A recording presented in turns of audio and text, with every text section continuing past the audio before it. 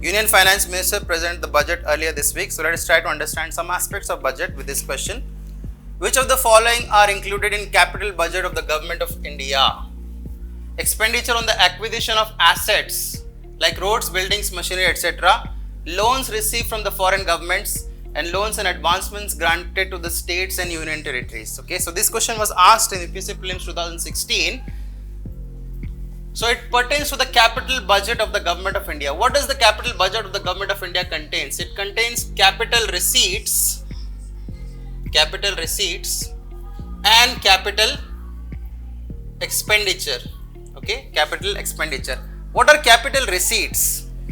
Capital receipts are all those receipts which either increases the liability of the government,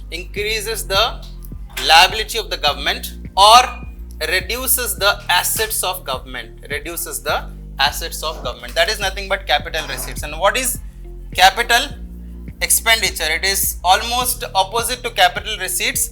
It is leading to the increase in the assets of the government, or it is leading to the reduction of liability of the government. So as per this definition, let us try to solve this question. Expenditure on acquisition of assets. So this is nothing but capital expenditure where there is increase in the assets of the government. So statement 1 is correct.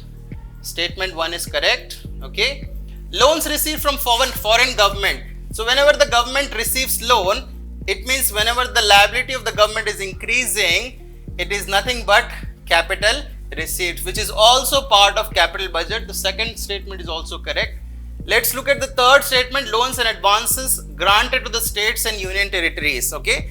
So now this might seem a bit different, but this is also leading to increase in assets, because whenever the government gives loans, it leads to the creation of financial asset. So this statement is also correct. All three are part of capital budget. So what is the answer? 1, 2 and 3.